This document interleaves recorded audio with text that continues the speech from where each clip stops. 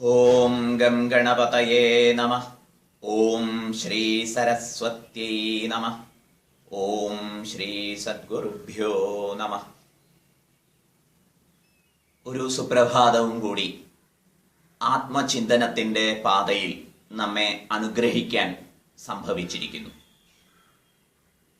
ആത്മാവ് അന്വേഷണ വിഷയമാകുമ്പോൾ ആത്മാവിനെ കുറിച്ച് നമ്മുടെ ധാരണകൾ പലതും തിരുത്തപ്പെടേണ്ടതായിട്ടുണ്ടാവും.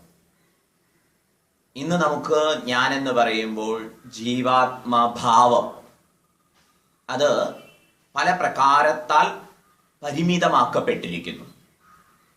ഈ വിഷയത്തിൽ 3 ശരീരങ്ങളെ കുറിച്ചുള്ള ചിന്തനം കഴിഞ്ഞു.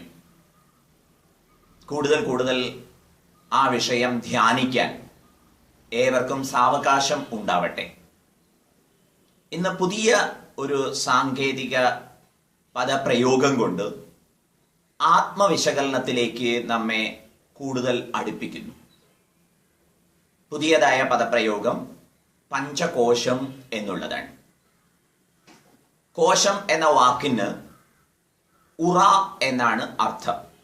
ഒരു വാള് ഉറയിലിട്ടതുപോലെ ആത്മാവ് ചില ഉറകൾക്ക് അകത്താണ് എന്നൊരു സങ്കല്പം. ഏതൊക്കെയാണ് 5 കോശങ്ങൾ എന്നാണെങ്കിൽ പഞ്ചകോശം 5 കോശങ്ങൾ: അന്നമയ കോശം, പ്രാണമയ കോശം, മനോമയ കോശം, വിജ്ഞാനമയ കോശം, ആനന്ദമയ കോശം. ഈ 5 കോശങ്ങൾക്കകത്ത് ആത്മാവ് പരിലസിക്കുന്നു. പക്ഷേ ആത്മാവ് ഈ കോശങ്ങളാൽ യാതൊരു തരത്തിലും ലേപിതമാവുന്നില്ല, കളങ്കിതമാവുന്നില്ല, പൊല്യൂട്ടഡ് ആവുന്നില്ല. ഈ വസ്തുതയാണ് നാം ശ്രദ്ധിച്ച് ധ്യാനിക്കേണ്ടത്. ഭഗവത് പാദരുടെ വാക്കുകളിൽ നമുക്ക് ഈ ആശയത്തെ മനസ്സിലാക്കി മനന വിധേയമാക്കാം, റിഫ്ലക്റ്റ് ചെയ്യാം. 15ാമത്തെ ശ്ലോകത്തിൽ പഞ്ചകോശാദിയോഗേന തത്തന്മയ ഇവ സ്ഥിതഃ ശുദ്ധാത്മാ നീലവസ്ത്രാദി യോഗേന സ്ഫടികോ യഥാ.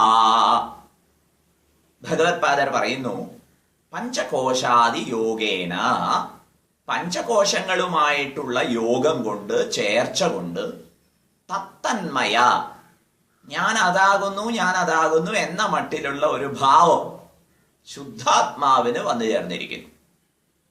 ഉദാഹരണം, നീലവസ്ത്രാദി യോഗേന സ്ഫടികോ യഥാ.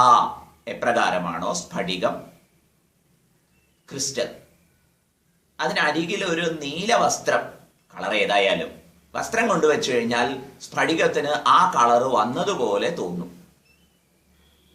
ഇതുപോലെ ഞാൻ തടിച്ചവനാണ്, മെലിഞ്ഞവനാണ് എന്നിങ്ങനെയൊക്കെ ശരീരസംബന്ധിയായി എനിക്ക് തോന്നുന്ന, ജീവാത്മാവിന് തോന്നുന്ന ചിന്തകളൊക്കെ വാസ്തവത്തിൽ യോഗം കൊണ്ട്, ശരീരയോഗം കൊണ്ട്, അന്നമയ കോശത്തിന്റെ യോഗം കൊണ്ട് സംഭവിക്കുന്നതാണ്.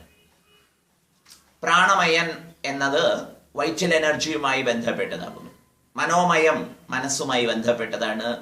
വിജ്ഞാനമയം ബുദ്ധിയുമായി ബന്ധപ്പെട്ടതാണ്. ആനന്ദമയം കാരണ ശരീര സംബന്ധിയാണ്. നേരത്തെ ശരീരത്രയങ്ങളെ കുറിച്ച് നമ്മൾ മനസ്സിലാക്കിയതുപോലെ ഇവിടെ 5 കോശങ്ങളെ കുറിച്ച് ചിന്തിക്കണം. ഈ 5 കോശങ്ങളുമായി ആത്മാവ് സംയോഗത്തിൽ ഏർപ്പെടുമ്പോൾ തത്തന്മയ, ഞാൻ അതാണ് എന്ന് തോന്നിപ്പോകുന്നു. അത്രയേ ഉള്ളൂ. ഈ തോന്നലിനെ അതിക്രമിച്ച് നിത്യശുദ്ധ ബുദ്ധമുക്ത സ്വരൂപിയായി നമ്മിൽ പരിലസിക്കുന്ന ആത്മവസ്തുവിനെ അറിയാൻ ശ്രദ്ധിച്ചു കൊള്ളണം. ഇത് മാത്രമേ ഉള്ളൂ മുക്തിക്കുള്ള ഏക ഉപായം. ബാക്കിയൊക്കെ നാം നമ്മുടെ കോശങ്ങളിൽ നടത്തുന്ന, ശരീരത്രയങ്ങളിൽ നടത്തുന്ന, ബാഹ്യലോകങ്ങളിൽ നടത്തുന്ന മാറ്റങ്ങളാണ്. ആ മാറ്റങ്ങളൊന്നും നമ്മുടെ സ്വാതന്ത്ര്യത്തെ അറിയിച്ചു തരുന്നില്ല. ആ മാറ്റങ്ങളൊക്കെ പുതിയ പല അവസ്ഥാന്തരങ്ങളിലേക്കും മാത്രമേ നമ്മളെ നയിക്കുള്ളൂ. ശരിയായ മുക്തി വേണമോ, ആത്മാവിന്റെ മുക്താവസ്ഥയെ തിരിച്ചറിയണം. പഞ്ചകോശാദി യോഗേന തത്തന്മയ ഇവ സ്ഥിതഃ. ശരീരം മുതലായ കോശങ്ങളെ കൊണ്ട് അതാത് ഭാവത്തിൽ ആത്മാ പ്രതിഫലിക്കുന്നു, പ്രതിസ്പന്ദിക്കുന്നു. പക്ഷേ സ്ഫടികം എപ്രകാരം ശുദ്ധമായിരിക്കുന്നുവോ അതുപോലെ നീലവസ്ത്രത്തിന്റെ യോഗം കൊണ്ട് നീലയായി തോന്നുന്നു എന്നല്ലാതെ സ്ഫടികത്തിന് മാറ്റം വരുന്നില്ല. ഇതുപോലെ ആത്മാവ് ഒരിക്കലും മാറ്റമില്ലാതെ പരിലസിക്കുന്നു എന്ന വാസ്തവം ഗുരുപരമ്പരയുടെ അനുഗ്രഹം കൊണ്ട് നമുക്ക് ബോധ്യമായി കിട്ടട്ടെ. ഹരിയും.